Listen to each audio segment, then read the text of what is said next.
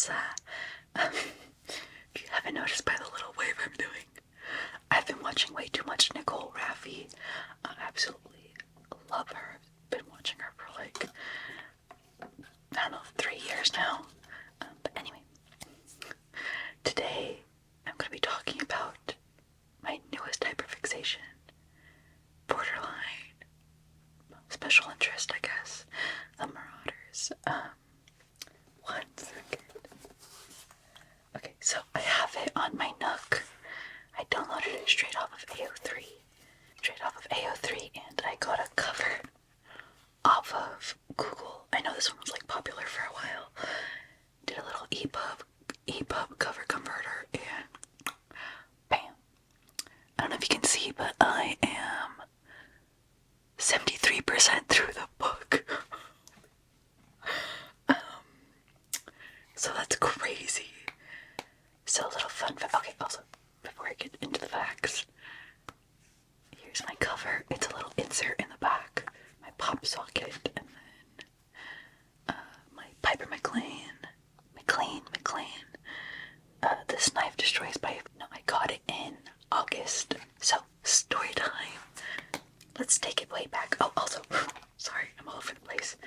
I went to Five Below yesterday, and I got air dry clay because I was like, let me see if I can make like a wand for like a little, I don't know about role play, but like a little, I don't know, I wanted to try doing something Harry Potter related, right? Please be nice. I'm begging you. This was the first wand I made. It looks awful. It's also like way too thick, I think. Here's like a little handle part. I think I took inspiration from Harry's, but I didn't like it. Also, it's like just brown, but it looks like poop. Here's the second one I made. I mixed brown and black clay together, and this time I put straws inside, so I extended them like this. I put two side by side, taped them together, and then I did about like that much of two other straws. I taped them to the top, and then I got this shape, but I was like, that felt too big still. I mean, I kind of liked it better than my first one. So then, while those were drying, I was like, let me see if I can just do one straw, and then like just kind of build the clay from there, because the clay is kind of thick anyway. And then I got the top of another little piece of straw, and this is what I got. So here's the top of it, and then here's the bottom. It kind of has some indentations. It kind of looks like swirls. And then my ultimate goal is to, like, I think add some runes to it, kind of like Sirius is. But I like the way this one turned out a lot better. It's like thinner. It looks more wand-like. And then Wingardium Leviosa. Aquamenti. And then this is also from Five Below. And I was thinking of using this in like a video to like practice divination. Just thought it was cute. This actually got early September for my mom's birthday. She loves scary movies, like my entire family loves scary movies, so I was like, this will be good. But now I'm like, I can use it for videos, perhaps. But here's the wand. I really like it. I don't know if I'll use it or when I'll use it, but I really like it. So anyway, my pointer for now, I'm going to use my pop socket. So, early August, wait, flashback, rewind. In like July, I got one night, it was like 1 a.m. I woke up with terrible stomach pain, and I just couldn't go back to sleep. I had like really bad heartburn too, and I decided to turn to YouTube, but I couldn't watch ASMR because I was like, I can't fall back asleep, like my pain is just too much, and I don't know, at the time the whispering just felt like too much. Instead, I just like exited the app to refresh it and then went back in, and a Marauders video by Carly, like the Marauders video, came up, and I was like, okay, I'm gonna watch that. So I know who the Marauders are. I knew of all the young dudes because one of my good friends is like obsessed with Harry Potter. She loves all the young dudes. she loves Percy Jackson. Like, we are fandom soulmates, truly.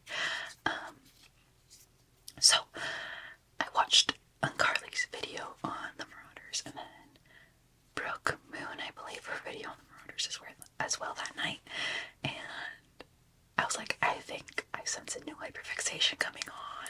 I think I sense it. Alas, nothing came out of it. But flash forward a couple weeks in August, I am sick with COVID the first week of August. It is atrocious. I hated it. But that means I had a lot of time to think, pull a memory out. And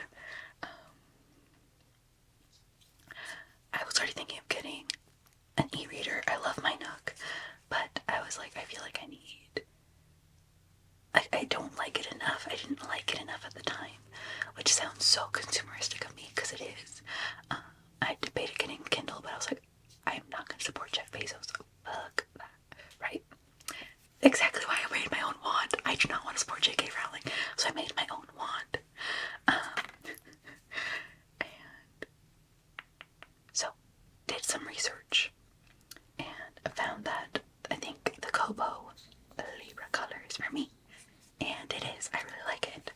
I had to buy the pen separately. But anyway, my point for buying this specifically, the Kobo, is so that I could annotate the book, like, actually. Because I was looking into the Kindle Scribe, but I really didn't want to get a Kindle. Because on the Kindle Scribe you can, like, take notes. But you can't actually annotate the page. It does, like, a highlight and then a little note sign in the corner. And it's like the size of an iPad, so I was like, yeah, no. So I was like, okay, not getting that. So I got the Kobo. Came like the last 2-3 days I was sick. And then once I had it ordered and it was like on its way to me, I was looking up where I can get all the young dudes. So I actually didn't know at first that it was like on AO3.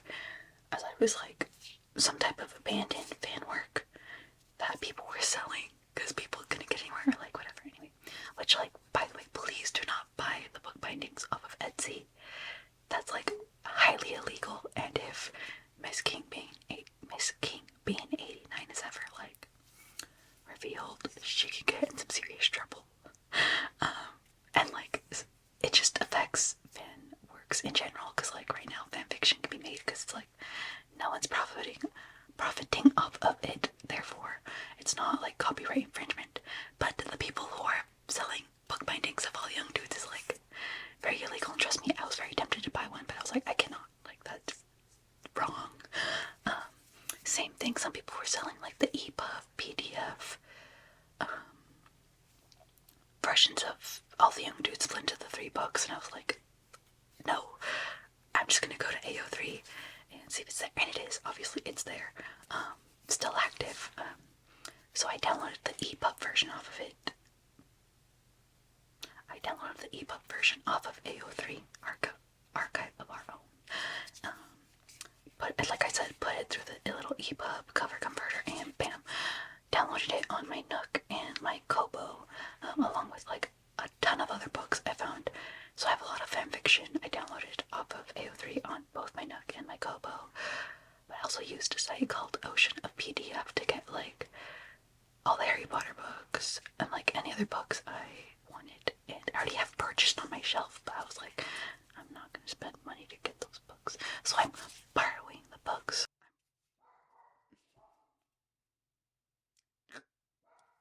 Silence. Silence. My dog was barking, so I downloaded them all, and I read 11% of the book. I'm going based off of what my Kobo cover said. I've read the first 11% of the book in August, and then I took a little break from it because my work just got really busy and I wasn't able to do anything. And I had my book club book I was like struggling to keep up with because I just wasn't really feeling it. And there was a lot of stuff going on in my life. Anyway, flash forward a bit, I really started taking my reading more seriously of all the young dudes. Late September, because my days were ending earlier at work, and I was like, yes, free time. So I kid you not, I would spend 4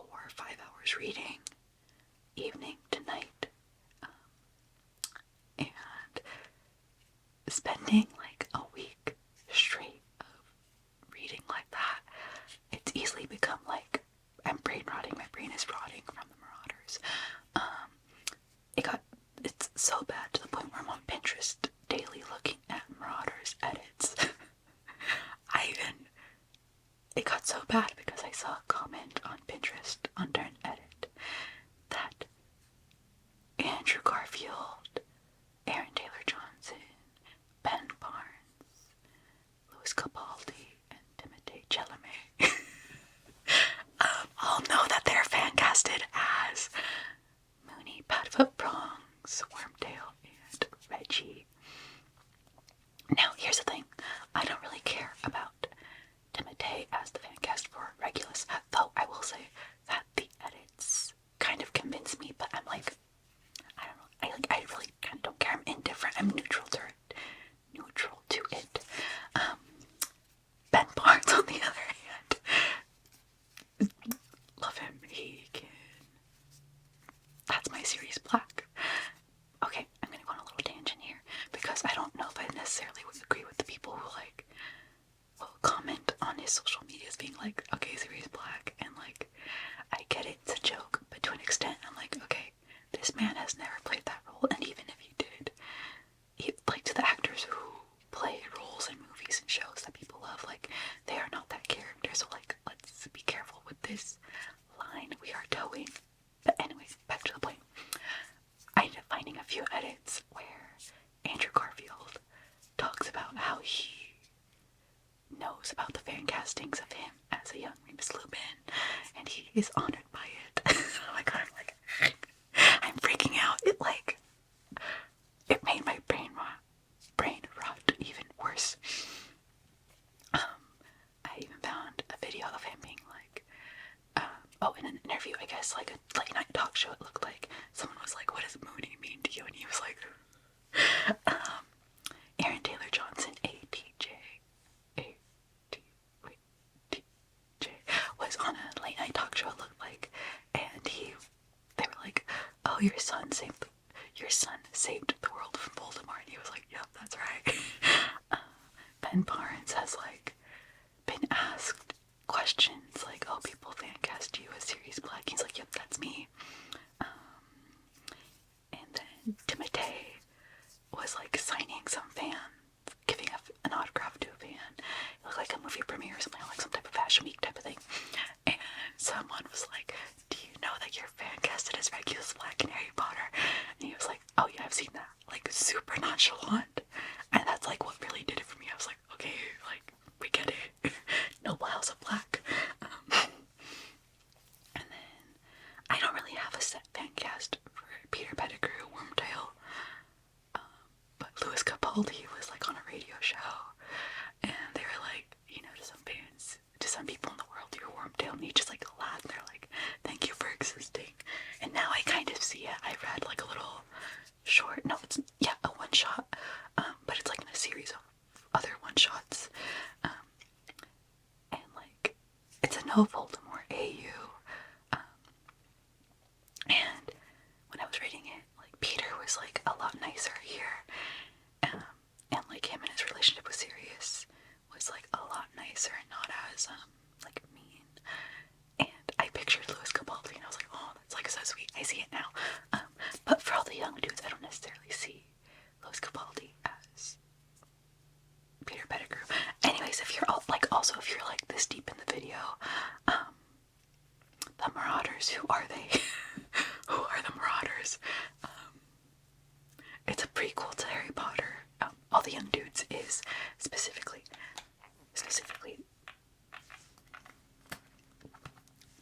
this book is a prequel to Harry Potter. It is based off of Harry Potter's dad, James Potter. It is based off of Professor Lupin, who was best friends with James Potter. So Remus Lupin, Sirius Black, both of these characters were in Prisoner of Azkaban. Sirius Black is Harry's godfather, and he was James Potter's like best friend. They were like brothers. And Peter Pettigrew, who was also in the movies, and he was their good friend when they were at Hogwarts. They were like all the best of friends. Peter grew up with James. It also goes into Lily Evans Potter's life at Hogwarts and her and James came to be. We also get more information on Marlene McKinnon, who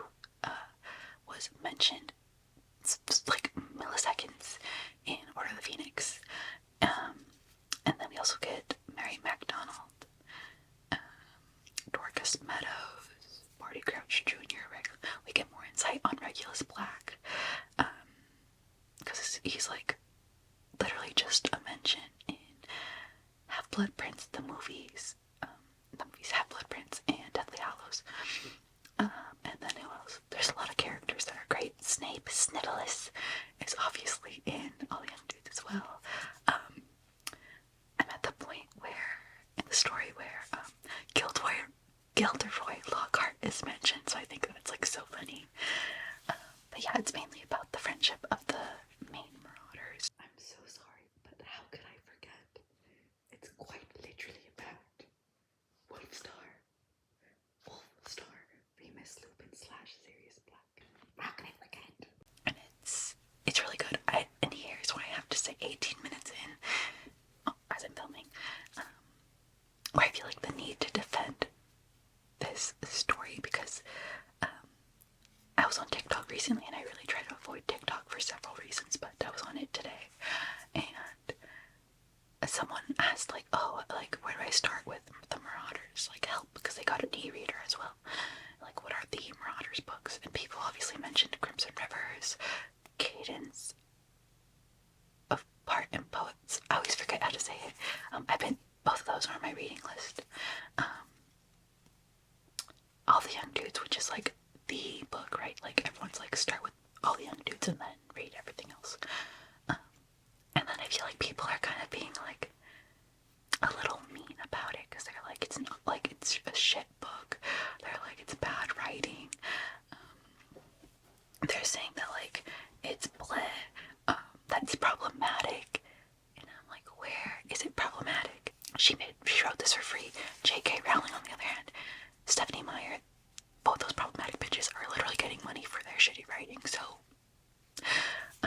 anyway, back to the story. So being in the Marauders fandom now, I'm obviously like, this book is my Bible. I pray to Miss King Bean 89. I pray to Wolfstar, obviously. I'm a huge fan of Jilly. I am obsessed with Mary. I like that Barty Crouch Jr. is literally just a little freak. But I know, so like, because of All the Young Dudes, I feel like now people have taken creative liberty to, make their own interpretations of it, right? Now it's popularized. Now that the fandom is popularized. So like, I've seen one of the most popular ships from the Marauders being Jegulus, which is James Potter / Regulus Black. And if you aren't familiar with what the slash means, it means a romantic pairing on Archive of Our Own. If it's like the little and sign, it means it's platonic, but a popular slash pairing is James Potter and Regulus Black. I am indifferent to it. I could care less. I know some people feel very passionately about it, but I mean, Wolfstar is my bread and butter. I care about them the most, and like anything else, whatever. I will say, like, I do like the fan art Jegulus stands create. It's beautiful. I don't really care if will I reblog it on my Tumblr blog? Yes. Will I pin it on my Pinterest board? Yeah, because it's beautiful and people deserve like the credit and they deserve the love, especially on Tumblr where reblogs are like everything. So of course I'm going to reblog it, but am I going to seek it out? Not really, no. So I do want to read more on Regulus. So now that we're kind of strayed away from All the Young Dudes, and we're talking about like just like alternate universe or like just kind of canon divergences, I have recently become a fan of Pandora Lovegood, Ree, or Nee, formerly Oshea. No, I'm just kidding. Do you remember that one scene in Dairy Girl Season 3 where it's Mother's Day, they do their reunion dance, and they keep saying, oh my gosh, Janet Joyce, formerly O'Shea, because it's Jenny Joyce's mom, but like they went to school there and they were friends with her, so they were like, anytime they kept bringing her up, they were like, Janet Joyce, formerly O'Shea. Janet Joyce, formerly O'Shea. Anyway, so like, yeah, Pandora Lovegood is like, she can be anyone in these stories. People love to make her Evan Rosier. Evan Rosier's twin. I don't know who Evan Rosier is still. I know he's a Slytherin. I know people ship him with Barty Crouch Jr., but like, that's like the extent of my knowledge. I still don't know. Oh, I think he's cousins with the Black family, actually.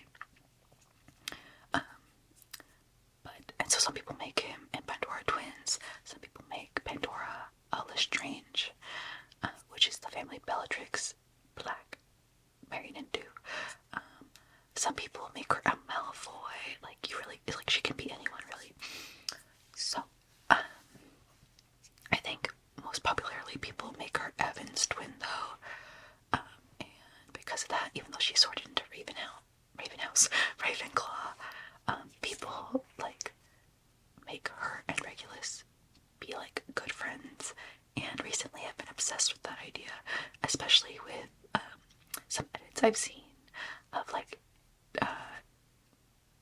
Elle Fanning, not Dakota, Elle Fanning, and Timothée Chalamet. Timothée. And I'm like, oh my gosh, yeah, Regulus and Pandora, hello.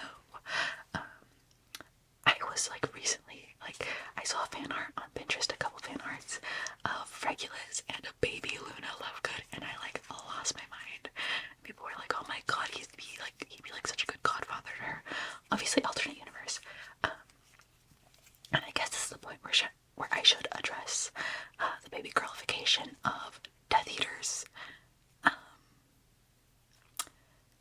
Because, like, yeah, I don't agree with the fact that, like, Barty Crouch Jr., Evan Rosier, Reckless Black, all those dudes are Death Eaters. Obviously, they're, like, fucking wizard Nazis.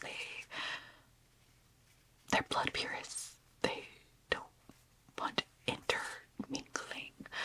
And it's, like, it's kind of really integral to their characters, right? Especially in the Harry Potter movies. I totally understand the people who are like, fuck canon, like, fuck all that, I'm gonna make it my own. But we also have to be, like, mindful of the fact of, like, his origins, right? Like, what J.K. Rowling, I mean, like, fuck her, really, though, right?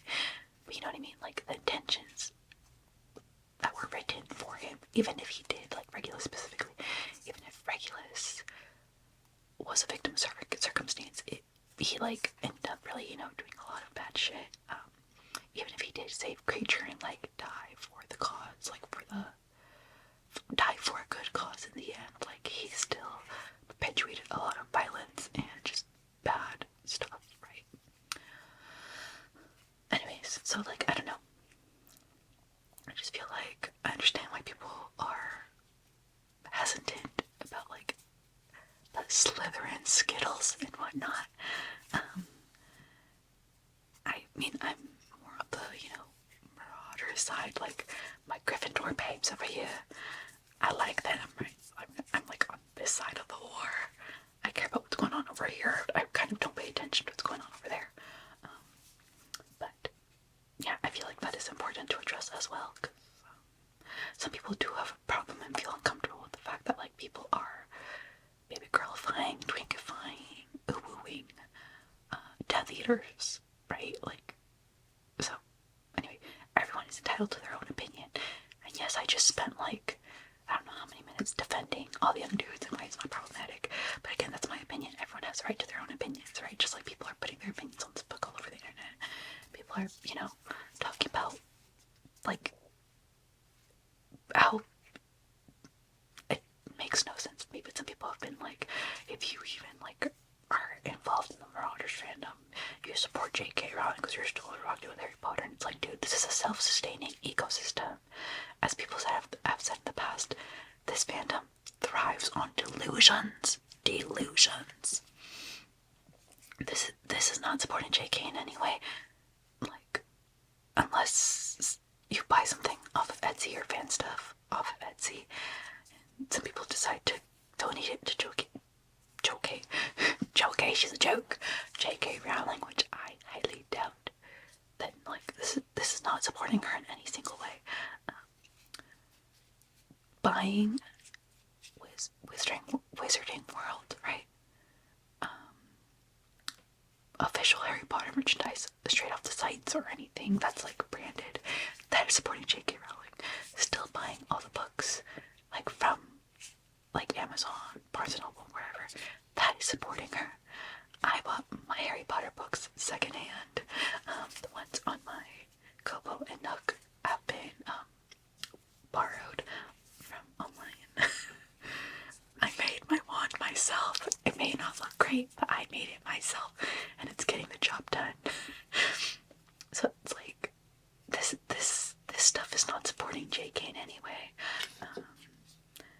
If you do like her, I mean, go ahead. I'm just not gonna support her in the vile she has spread against the queer community. I don't agree with it, and I don't like it, and I'm not going to give her money to continue affecting trans lives specifically. So, yeah. Anyway, why don't we end on a fun done with all the young dudes, so it's gonna be very sad actually. But oh my god, my wand. Yeah, let me know. Let me see. Wait, hold on. Let me think if there's anything else I am. Oh, I did forget to mention. Wow, I was reading all the young dudes. When I picked it back up again in late September, I decided to binge watch all the movies back to back to back, in like order, because I had never done that before, and I had tried doing it like 3 times in the past, and I kept getting to movie 4 or 5, so that's Goblet of Fire or Order of the Phoenix, and I just never got past that. I saw Half-Blood Prince once in the past, and then like I started Deathly Hallows and I couldn't finish it because like it kind of got a little boring for me when they were just Horcrux hunting, right? And they're like not finding anything, they're just in the fucking woods. So I gave up. But this time around, I had all the young dudes in mind. I knew how to finish it. I had Reggie Black on mind because I found out the way he died. Because the movies don't go into that, but the books do. So I looked up. I was like, "What the hell? How did Regulus die?" So yeah, that was really sad. Anyway, so I was like, "Okay, that's gonna fuel me." And every time, so as I watched the movies, I was like, "That's reference. All the young dudes.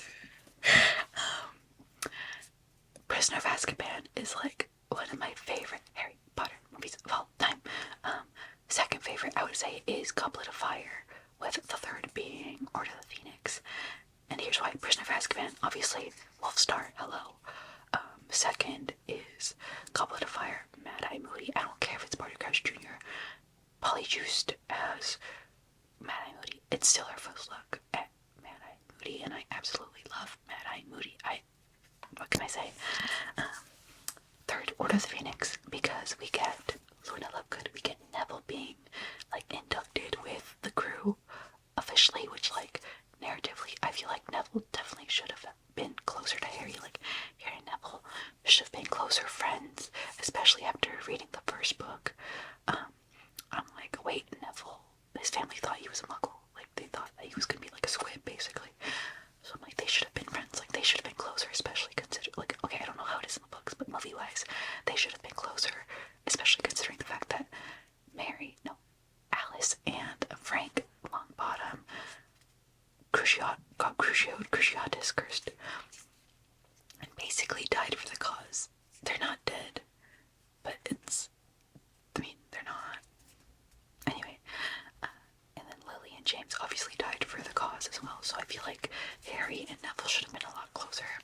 So anyway, that's one of my favorite parts of Order of the Phoenix is Neville's inclusion throughout the movie a lot more, as well as Remus and Sirius. Hello. More Mad-Eye Moody. Who else do we get in Order of the Phoenix? We see Bellatrix for the first time, and I know she's a bad person, but Helena Bonham Carter is like one of my favorite actresses of all time. I'm absolutely obsessed with her. I had this like weird obsession with her as a kid, and like I think I know why now. As I'm older, like I said earlier in the video, as a queer woman of color. But anyway, so I absolutely love her portrayal of Bellatrix. I mean, there's just a lot that happens in this movie, and it's so freaking good. We can see Tonks, our first look at Tonks. So yeah, those 3 are like my top 3 movies, but I will always watch Prisoner of Azkaban over like the other 2 because like both are just so sad. Goblet of Fire and Order of the Phoenix for obvious reasons. Order of the Phoenix is our Marlene McKinnon mention. And then, so yeah, I watched Sorcerer's Stone on a Sunday night and I started Chamber of Secrets. I would say Chamber of Secrets is like 4th place for me because we see the Weasley house and I absolutely love the Weasleys and their home is like super cozy. I love it. But anyway, so I watched part of Chamber of Secrets Sunday night. The next day, I like continued watching in the morning as I was getting ready for work. Finished it when I got home. Started Prisoner of Azkaban. Finished it. Started Goblet of Fire. Finished it. So that was like 5 hours worth of movies in one day. I actually think that Monday I hardly had any work. I think I worked like 3 hours that day, so I think I watched Order of the Phoenix that day as well. Yeah, because I stayed up late that night. Tuesday, I watched Half-Blood Prince, and then both Deathly Hallows. And when I tell you I was distraught, like, spoiler alert, if you're this far and you've never seen the Harry Potter movies or read the books, Fred Weasley dies. One of the twins dies. I was on my couch like, no. As if one of my own family members died. Tonks and Remus also die, and I'm distraught. Like, I was very distraught. I was gonna say Mad Eye dies, but he dies in the first one. Let's see, what else? We get Molly being a badass, but anyway, that's besides the point. So I finished all 8 movies in like 2.5 days. That mixed in with all the young dudes, brain rot, Marauders, brain rot. I was unwell for like, I'm still unwell, but I'm a little better now. But I was just unwell for like a week and a half, just like thinking little scenarios in my head, you know what I mean? So, yeah.